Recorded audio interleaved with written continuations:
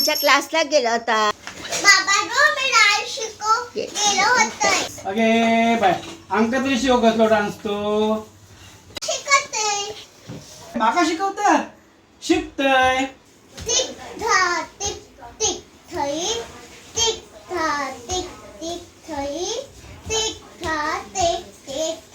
चिरा पडो ह्यो तर सोपो नाच. माका वाटला या पावर भजन नाचतला.